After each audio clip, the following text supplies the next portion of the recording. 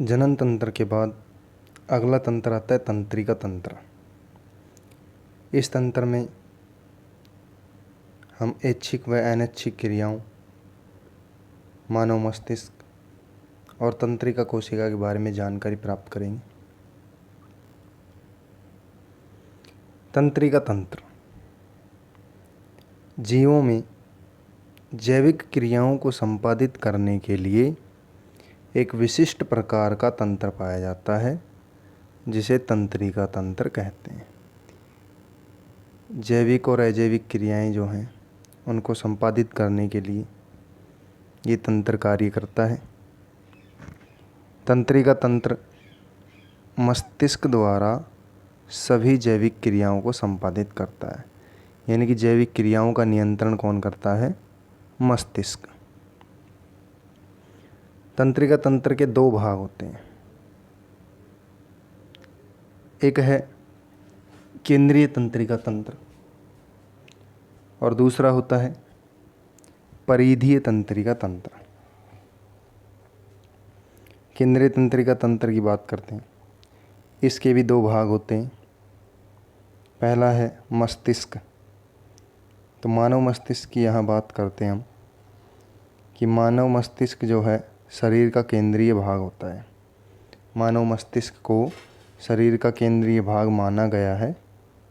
यह सूचना विनिमय यानी कि सूचना के आदान प्रदान का कार्य करता है। आवेश के नियंत्रण का कार्य करता है। आवेश यानी कि जो सूचनाएं जो हैं वो आवेश के रूप में रहती हैं, तो उनके नियंत्रण का कार्य मस्तिष्क करता है। मस्तिष्क का वजन लगभग 1.5 किलोग्राम होता है और यह शरीर का सबसे जटिल अंग है। मस्तिष्क को शरीर का सबसे जटिल अंग माना गया है। मानव मस्तिष्क के 3 भाग होते हैं, अग्र मस्तिष्क, मध्य मस्तिष्क तथा पश्च मस्तिष्क। इन तीनों भागों के बारे में जानेंगे। ये मानव मस्तिष्क का चित्र है, इसे बना लीजिएगा। देखिए इसमें ये जो हिस्सा है ये प्रमस्तिष्क कहलाता है। यहाँ ये जो हिस्सा है इसे पश्च मस्तिष्क कहते हैं और यहाँ ये जो है ये इससे जुड़ी हुई संरचना, इसको बोलते हैं मेड्यूला ओब्लांगेटा। इसी के पास ये है पोंस और ये बीच वाला जो भाग है ये कहलाता है मध्य मस्तिष्क और इसका जो निचला सिरा है ये कहलाता है मेरु रज्जु। सबसे पहले अग्र मस्तिष्क की बात करते हैं। यह मस्तिष्क का सबसे बड़ा भाग होता है। अग्र मस्तिष्क जो है वो मस्तिष्क का सबसे बड़ा भाग होता है और यह 2 भागों से मिलकर बना होता है। पहला भाग होता है प्रमस्तिष्क। प्रमस्तिष्क जो है अग्र मस्तिष्क का सबसे बड़ा भाग होता है। यह मानव मस्तिष्क का 80 से 85% भाग बनाता है, यानी कि मानव मस्तिष्क का 80 से 85% भाग होता है प्रमस्तिष्क। प्रमस्तिष्क के ऊपर संवलयन रेखाएं पाई जाती हैं जो व्यक्ति को बुद्धिमान बनाती हैं, यानी कि इस प्रकार की जो रेखाएं पाई जाती हैं इनको संवलयन रेखाएं कहते हैं। जैसे देखिए मैं दिखाता हूँ आपको, ये जो रेखाएं हैं ये ऐसे, ये क्या हैं? संवलयन रेखाएं।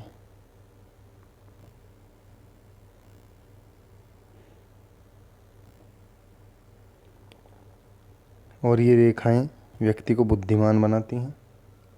इसके बाद है डाइएन्सीफेलॉन।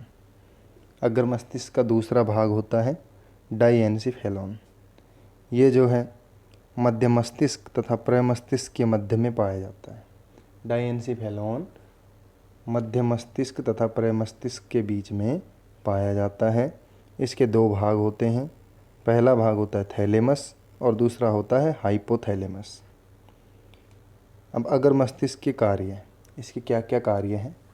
इसके कार्य हैं बुद्धिमत्ता, याददाश्त, चेतना, अनुभव, वाणी, तर्क शक्ति, भूख, प्यास, प्रसन्नता, क्रोध, थकान, नींद।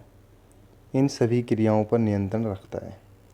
इन सभी क्रियाओं का नियंत्रण करता है अग्र मस्तिष्क। मस्तिष्क का दूसरा भाग है मध्य मस्तिष्क। मध्य मस्तिष्क के बारे में जान लेते हैं। यह डाइएन्सीफेलॉन के पीछे व प्रमस्तिष्क के नीचे होता है। यानी कि डाइएन्सीफेलॉन जो है उसके पीछे स्थित होता है तथा प्रमस्तिष्क के नीचे स्थित होता है। यह 4 पिंडों में बटा होता है। ऊपर के 2 पिंड दृष्टि के लिए होते हैं और नीचे के 2 पिंड सुनने के लिए होते हैं।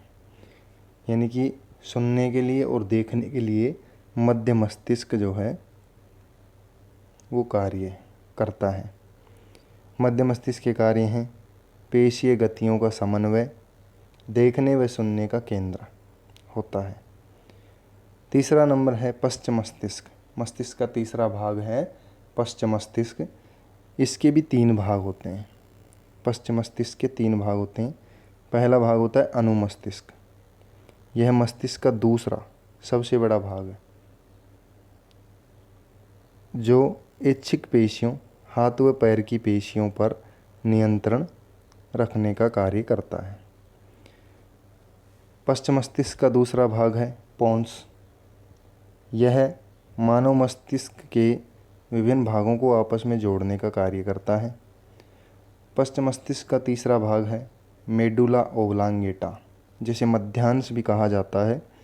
यह मस्तिष्क का सबसे अंतिम व निचला भाग होता है, जो अनैच्छिक क्रियाओं पर नियंत्रण करता है। अनैच्छिक क्रियाएं होती हैं जैसे हृदय का धड़कना, रक्तदाब, श्वसन, लार आदि। अच्छा, ऐच्छिक और अनैच्छिक क्रियाएं 2 प्रकार की क्रियाएं होती हैं। ऐच्छिक क्रियाएं जिन पर हमारी इच्छाओं का नियंत्रण होता है वो ऐच्छिक क्रियाएं होती हैं।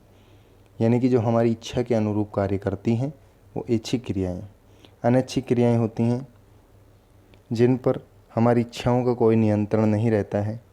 जैसे हृदय की धड़कन पर हमारा कोई नियंत्रण नहीं है, हम इसको अपनी इच्छा के अनुसार नहीं चला सकते हैं। अब इसका दूसरा भाग आता है केंद्रीय तंत्रिका तंत्र का मेरुरज्जु। मेरुरज्जु जो है 5 सेंटीमीटर लंबी मेडुला ओब्लांगेटा से जुड़ी हुई होती है। मैंने चित्र में दिखाया था आपको कि यह जो है मेडुला ओब्लांगेटा से जुड़ी हुई होती है। मेरुरज्जु मुख्यतः प्रतिवर्ती क्रियाओं के संचालन व नियमन का कार्य करती है।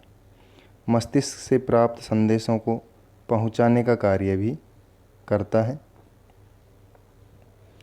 परिधीय तंत्रिका तंत्र।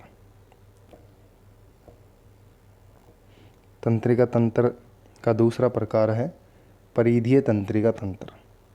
यह मस्तिष्क व मेरुरज्जु से निकलने वाली तंत्रिकाओं का वह समूह है जो संदेशों को पहुंचाने का कार्य करता है। यानी कि संदेशों को एक स्थान से दूसरे स्थान पर पहुंचाने का कार्य करता है परिधीय तंत्रिका तंत्र। इसके भी 2 भाग होते हैं। एक होता है कायिक तंत्रिका तंत्र। यह हमारी इच्छा अनुसार होने वाली क्रियाओं को संपादित करता है। दूसरा होता है स्वायत्त तंत्रिका तंत्र। यह तंत्र उन अंगों की क्रियाओं का संचालन करता है जो व्यक्ति की इच्छा से नहीं बल्कि स्वतः ही कार्य करते हैं, जैसे हृदय, फेफड़े, ग्रंथियाँ। इसके भी 2 भाग होते हैं। पहला भाग है अनुकंपी तंत्रिका तंत्र। यह तंत्र व्यक्ति में सतर्कता, उत्तेजना को नियंत्रित करता है। दूसरा भाग होता है परानुकंपी तंत्रिका तंत्र। यह तंत्र व्यक्ति को विश्राम अवस्था में शारीरिक ऊर्जा का संचयन करता है। यानी कि विश्राम अवस्था में शारीरिक ऊर्जा का संचयन कौन करता है? परानुकंपी तंत्रिका तंत्र। अब बात करते हैं तंत्रिका कोशिका की। देखिए, कोशिका होती है जीवों के शरीर में पाई जाने वाली क्रियात्मक व संरचनात्मक मूलभूत इकाई जो होती है उसे कोशिका कहते हैं। इसी प्रकार तंत्रिका कोशिका जो है, तंत्रिका कोशिका तंत्रिका तंत्र की संरचनात्मक एवं क्रियात्मक इकाई होती है जो विभिन्न सूचनाओं को एक स्थान से दूसरे स्थान तक पहुंचाने का कार्य करती है।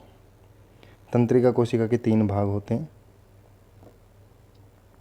ये तंत्रिका कोशिका का चित्र है। देखिए इसमें ये आगे का भाग दुर्माक्ष, यहाँ ये कोशिका काय है, ये सिनेप्स पुटिकाएँ हैं, और ये जो लास्ट इसका है ये तंत्रिका सिरा होता है, और ये बीच का भाग है तंत्रिकाक्ष कहलाता है। ये चित्र कॉपी में बनाना है आपको। देखिए दुर्माक्ष, या इसको बोलते हैं दुर्मिका, ये उद्दीपनों को कोशिका काय की ओर भेजता है। उद्दीपन क्या है? शरीर में होने वाली क्रियाओं का नियंत्रण जब मस्तिष्क करता है तो उसको उद्दीपन कहते हैं। दूसरा भाग है कोशिका काय, इसे साइटोन भी कहते हैं। कोशिका काय का दूसरा नाम है साइटोन। तीसरा भाग है तंत्रिकाक्ष, इसमें न्यूरोट्रांसमीटर नामक पदार्थ पाए जाते हैं। न्यूरोट्रांसमीटर कहाँ पाए जाते हैं? तंत्रिकाक्ष में।